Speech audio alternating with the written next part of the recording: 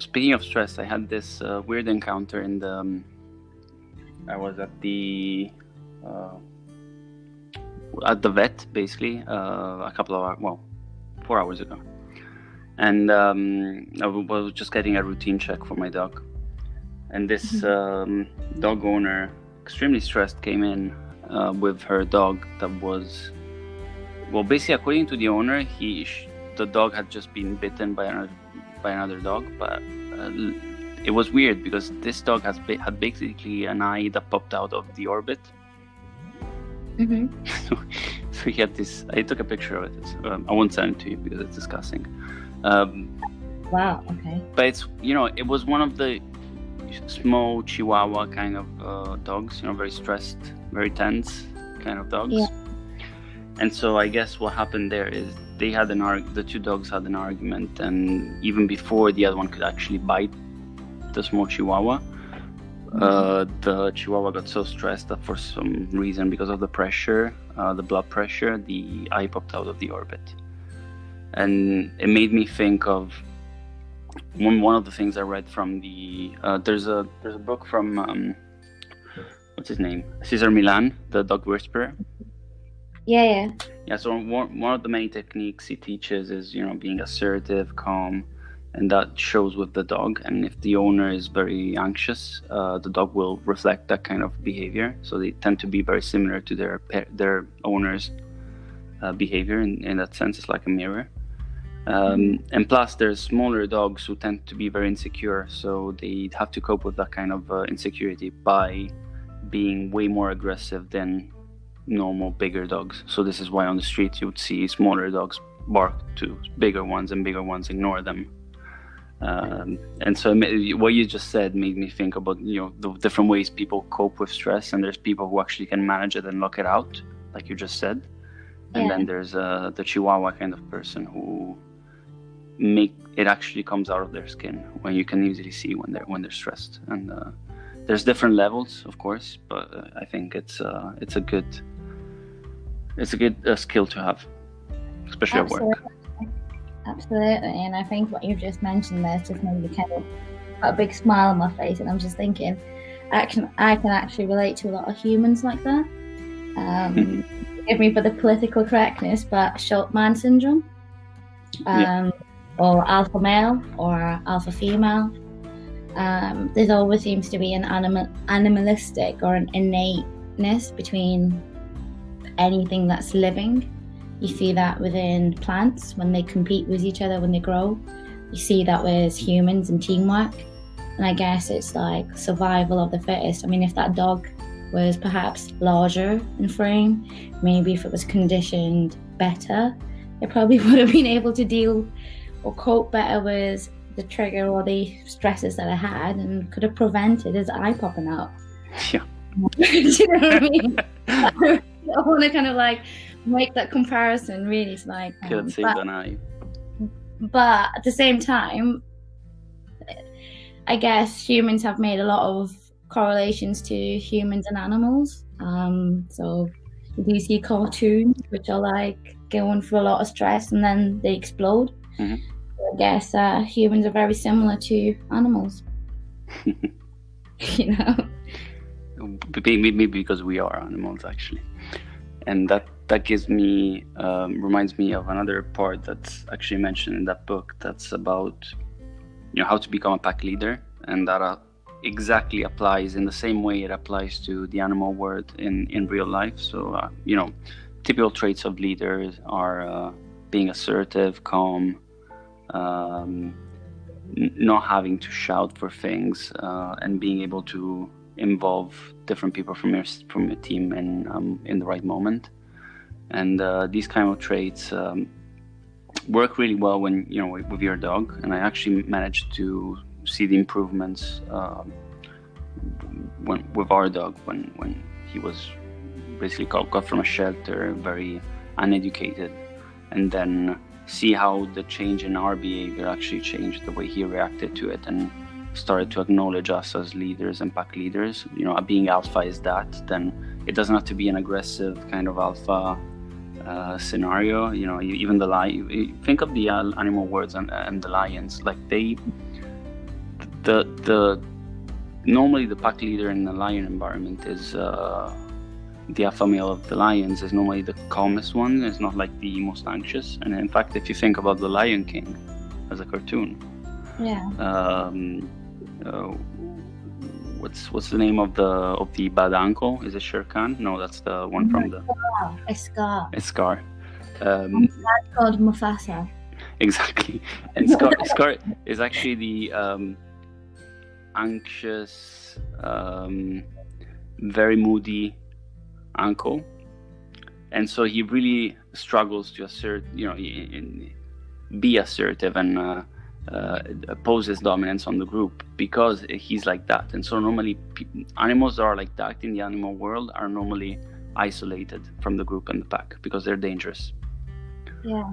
And so I believe same thing happens with us. I couldn't agree more, and it's actually really funny because remember when I think the other day I mentioned to you I read a lot of National Geographic, and I go back in time, and every month I like to go back 20 years to see what was written in the National Geographic 20 years ago. That's interesting. There's an article about Africa's wild dogs, and I was just looking at Africa's wild dogs when you were talking about. I was thinking, where is he going with this? He went to the vets today. But it's I guess within the animal world there's always kind of a nature or like a natural order of hierarchy. There's always signs of who's the authoritative figure. I mean, obviously when I read this article when I was younger, I learned that African wild dogs work in packs. They have herds. Quite often the older parents would hide their pups so they can protect and safeguard them. And that's very similar to how humans protect their babies and their children. So I guess there's one line here I'm looking at. It's in 8-week-old broods are left in care of a pack babysitter, an older brother or sister, while the mother goes hunting. That just goes to show that, the mother's there acting as the alpha at that point in time, because in their tribe, it's, they act in packs, and dogs are like wolves. And yeah, there's a lot of kind of that mentality of acting. I mean, I guess if we relate to sales or the business world, it's are you a lone wolf or are you a team player? And certain people have certain characteristics. So as you were saying, that dog had a certain personality or a characteristic because of maybe his size. Maybe when he barks, his barking is slightly louder or more irritating, shall I say, to other animals. Therefore, when he communicates, he's more of a threat. I mean, there are so many different things that come into play, like so many senses, so many different things. So I think in the human world and the corporate world, some of these things are definitely there. And again, it's businesses that do well, teams that do well, or individuals that do well, are those who can manage their pack and act in that authoritative way. Yeah, I couldn't agree more with you. There's another couple of things that pop into my mind with this subject, and of course I know you've got people that are more cat or a dog person, and you probably are more of a plant person. So we're gonna get to the plants. We're gonna get to the plants also. There's this experiment that was done like in the 60s. It's quite famous in psychology. It's Harlows experiment. So he had this because you mentioned pack and also cubs. Yeah. And so he did this experiment with baby monkeys, and he had these monkeys taken away from their mother and had them deal with basically surrogates, inanimate surrogates. So there were two of them. There was one that was made of covered of foam and rubber. Yeah. And had a soft terry cloth with her. Mm-hmm. And the other inanimate one was made of basically wire. Mm-hmm. And so they in the experiment they alternated with these two surrogate mothers having milk, and they discovered that basically even when the kind of wired surrogate mother had milk, the baby still preferred staying with the softer and warmer cough kind of surrogate mother, which ultimately ended up with them preferring to die of hunger and starvation, and just to spend more time with the warmth of the mother. And this is a thing that I've actually discovered is actually with the amount of books I've read when we had the baby 2 years ago. Yeah.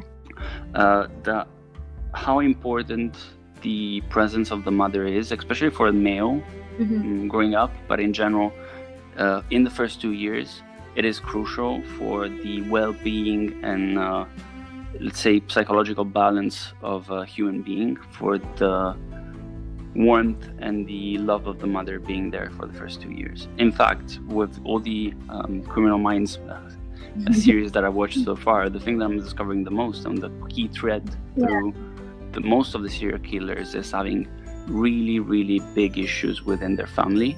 And these issues normally revert back to the relationship with their mother. You're making me think of Dexter. Yeah. And the psychopaths and thrillers. Psychopaths and serial killers, yeah. So even at work, I do the same thing. When I start realizing that there's someone who hasn't got those kind of leadership traits, and I start to investigate back into the relationship they have with their family, you start finding out that actually they haven't had all the love that they should have had when they were younger. And so sometimes this brings people into specific, we can be nuanced, and then there's people who can be very spiky in terms of personality. Yeah. And those spiky kind of personalities normally generate from some sort of hole or gap that's been put there during their infancy. Yeah. Not to mention all the traumas you can have throughout your adulthood and teenagehood. But in infancy is where your kind of psychological, emotional DNA forms. And so when you have holes in there, that's where you see it. In fact, actually, when you have a son, one of the first things that comes up is that you start really thinking about what kind of father you want to be, and by doing so, you realize what kind of gaps your parents have left in your childhood, and so you try to fill those gaps before you actually make the same mistakes. Yeah. So it's an interesting process that brings you also to a sort of more mature kind of. With this, I'm not saying that you have to be, to be leader and to be anything. You have to be a father, or you have to be a mother, and you have to have a family. Absolutely not. This is not what I mean. But I think what is coming from is that certain people have certain environmental impacts or conditional upbringing, that whether that leads to a positive outcome in terms of their career or where they fit in society. Well, I guess if we look back at economics and sociology, and the fact is that actually impact the child's upbringing, because the child is reliant on the parents. So then it's, in essence, it's the parents' economic profile, their social class, where they fit, their education, and all of those factors are part of the developmental process of that child. Without going into too much detail or kind of going into ethnography, but there are certain traits within certain races, without digressing too much. But if we're talking about evolution and psychology, thousands of years ago, humans evolved, and for God's sake, you're in Italy. Didn't the Romans not have gladiators? That was a war of men watching other men slaughter each other, and that was on the back of humans have certain desires and certain innate drivers. So as a child, I think those are definitely the formative years where your emotions, your outlook, everything is developed. And it actually brings me to what's actually probably happening now, since you mentioned the son. I've got 14 nephews and nieces, and I think it's a big family. It's a big family. I've got 6 brothers and sisters, and I'm the youngest. So you're either from south of Italy or India. Absolutely, and I'm from one of them. So it's So I'm the youngest of 6, and I've got a large range of nephew and nieces, from 26 as the eldest and right down to a baby. And talking about how children develop with interaction and social interaction and all those things that are necessary, I think right now, like what I'm seeing with social distancing with young children, I'm actually wondering what the future is going to look like for young children, because I've got so many nephews and nieces, and for the last couple of months, it's yes, I'm seeing them, yes, I'm smiling at them, but the most human expression of all is the face, and it's nonverbal language. Yeah, and to be able to see the face, to be able to touch, to be able to smell, to have all your senses there is what makes us human. And you just got me thinking about children and how they develop. And right now, we're probably going to see a huge impact on potential mental health on young children if we don't continue to bring back the senses that make us human, which is, touch, feel, voice, physical interaction, all those things. And, if you think about it, I can't remember which psychologist said it, but I don't know if it was Freud, but it must have been Freud or someone from the Freudian times. You mentioned that actually to have a child is to regress as a child. As an adult, it's your foreplay again in a child's life. And actually to have a child is a way of releasing those emotions, because when you play with children, it's innocent. It reminds you of the time where you questioned the world, but you were more curious. And so I think there's also that natural balance of humans have a need to have children, because it brings back that element of youth, that creativity, and that it's just a balance, right? Everything has a system and everything's connected. Well, that's what I believe. You got me thinking about a lot of things there. Is it like this basically branches out, so there's a lot of topics we can touch on, but maybe about things being connected. That's something that probably you got a strong point of view on, and I don't, for instance. So it would be interesting to hear yours with regards to. Well, you want to talk about my plants? Yes. Just get to the point. Yes, I love plants. I believe. Tell me about the soul of the basil. So I believe everything in the universe has an energy or a connection. Do you want to go back to your origins and a bit of your background story? Probably that will help. I don't know. It's so complex. So my mother is no longer here. She's but she was an individual who is well-read, very philosophical, and quite a pious woman. And she would often rely on religion to fulfill her daily life. I grew up obviously in the UK, and my mother came from India, and she had a good life, but whilst I was growing up, I guess there were certain things that would often make me question, and I was always curious, and I would always challenge her. And through challenging her, she kind of developed questioning and my kind of like being more critical. And it kind of came from kind of like, for example, do you believe in God? And I'd be like, well, who created God? Mm-hmm. And probably other children would get a pinch on the cheek for asking that question. How dare you say, well, who created God? You know? Whereas my mother would kind of say, okay, well, go look at science. Go look at the plants.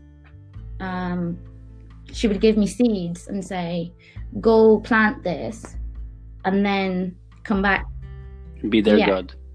So there was always that element of ownership, and you can sense energy and there's always energy around you. So I guess the origin where I'm coming from is growing up, I had quite a complex upbringing between my mother and father. So my mother was very pious and my father was quite Western-minded but pious, but wanted to have the best life for his children. So growing up, it was, you are a British, Indian, Anglo-Indian, European, no, you're British, no, you're Asian. Oh, no, actually, you're not British, you're Asian, you should be Muslim. That should be your main identity. Oh, no, you're not Muslim, you're back to British. Oh, no, you're not British, you're English because you were born in England. Does this happen in different ages, like based on the kind of phase you're in, or is it more your parents trying to identify you better? I think it was a mixture. My parents always kind of gave us, well, we're in Britain, we're British. We have a British passport. We're from the British days, like the days of the world. We were brought up with a British culture more than an Asian, should I say, culture. Well, they moved to Britain basically right after World War II, right? So it was different. So I guess growing up, I was curious about these questions, which led me to kind of really look into science and physics at a young age. And just trying to understand, okay, well, I don't understand religion, so to say, but I understand there's energy, I understand that things happen.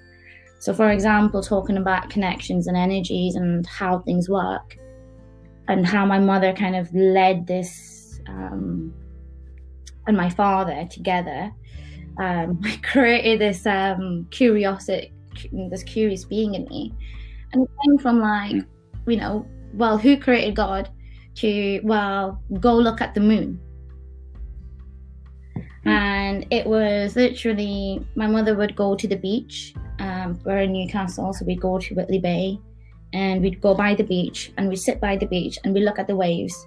And she would tell me that, do you know that in Islam, there's a lunar calendar? And then she'd say, not just in Islam, there's a lunar calendar. Do you know that the pagans and thousands of years ago, even the Egyptians were following the solar system or parts of the universe? We would make a reference like that. And she would say, well, if you look at the waves are in connection with the moon. And the moon creates the waves. And then the waves are part of the water cycle. Because then she would take me to the river. And I would see the river. And when I would plant my seeds, she would say, do you make the rain or does the rain come from the sky? If you plant your plant in home, you have to water it. So there was always that kind of like learning process of, okay, you're asking difficult questions. I'm not going to discipline you in a certain way, but I'm going to investigate with you. And it was just through all these various different investigations, which was like, okay, there is a connection, because I can't fault you and I can't fault science, mother. I don't find a fault in science. And it was science that led me to believe that there is energy. There are things that we don't understand, like quantum physics. And maybe we're not meant to understand everything. Maybe our purpose in this life is just to find that energy and fulfill whatever we have to whatever's going to be next, if that makes sense. Yeah, maybe to develop something that is more capable than us to actually understand the rest of the picture. And that's what my mother would say. She was like, some things you cannot explain. Like, you can't explain a black hole. We're in a galaxy, but there's a universe. But there might be another universe you don't know. So she just made me more and more curious, rather than saying, okay, you have to be in religion. So if that makes sense. So it was, I appreciate it now. That's good. I think that's an interesting point, and it's something that in terms of ways religion is taught to children these days, whether, you know, even if you take the three monotheistic religions together, there's some sort of it's sort of a top-down process. Okay, there's no rational there's no investigation. There's nothing is put in doubt. Everything is solid in stone. So I think, and it's the same way I see I should be educating my son. So for instance, if he's putting the finger in the plug, I should probably tell him off. But should I negatively, there's positive reinforcement and negative reinforcement. Should I negatively reinforce a behavior that's actually coming out of curiosity? If you were my parents, and by doing so, I might kill them. If a child falls over, they would be like, "Don't make a sound," because the baby's gonna cry. And I swear, I'm sure when I was a child, every time I used to fall over, they used to just sit there with a poker face. You're waiting for the reaction. And I used to look at them, and there's pictures of me just looking at them like a poker face, like waiting to cry. But there's no reaction. They're not making me cry. They're like, "Well, get up then." And I was like, so yeah, I think it's good. My brother's got Noah, so one of his sons, and he's quite funny. He was trying to teach him the danger of what's hot and what's cold. So he kept used to going next to the fireplace, and eventually we realized that unless he actually senses the heat, he's not going to learn. When he was about 18 months, we actually let him go next to the fireplace. Wiz obviously keeping an eye like, "Oh, don't get too close." But as soon as he felt it, he never went back again. He was scared himself. He left. Yeah. So sometimes you need to let some behaviors happen so the brain can learn. That's why probably even, when you're even older, which means you're a teenager, and you're told not to do something, you're gonna do it. Like there's no way I'm gonna avoid someone by doing something just by telling him you don't have to do it. I think what helps is explaining why, of course, at that age.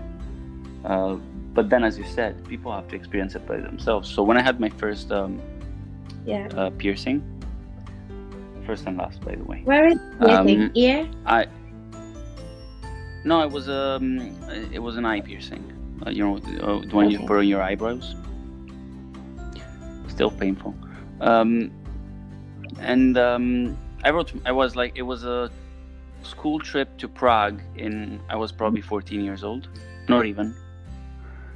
So I shouldn't have done it anyway. And I wrote to my father, and he said these exact words. So I actually read out to my teachers, and they said, "Oh, well, your father should be probably teaching." And he actually said, I'm not here to judge you or to tell you whether that's wrong or not. This is something you're going to realize with your mistakes in the future.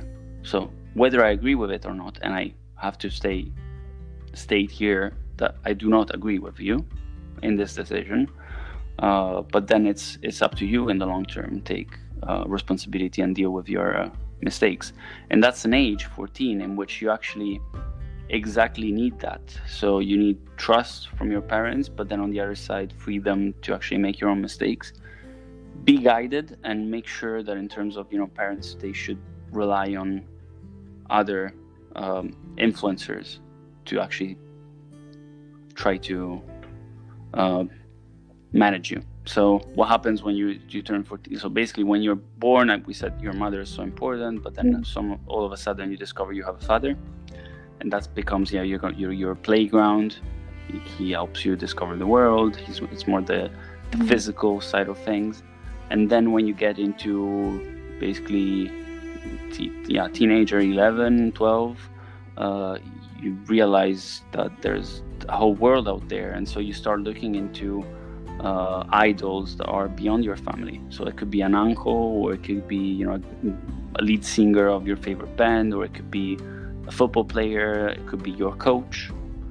And so that's where the influence starts shifting towards some outside the family, outside the control of your parents. So that's exactly what my father was saying there, is you're autonomous. And then he was relying on the fact that my teachers and maybe my coach, when I used to play football, were then making sure that I was getting the right messages that he couldn't deliver because he was outside my trust zone in those topics. Like you don't want to hear your father talking about sex, of course.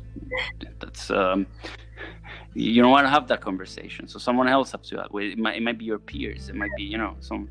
So there's subjects that then at a certain point, I think you're gonna have to expand with the rest of the world, and it's good for you because it's exactly what you're supposed to do as a human.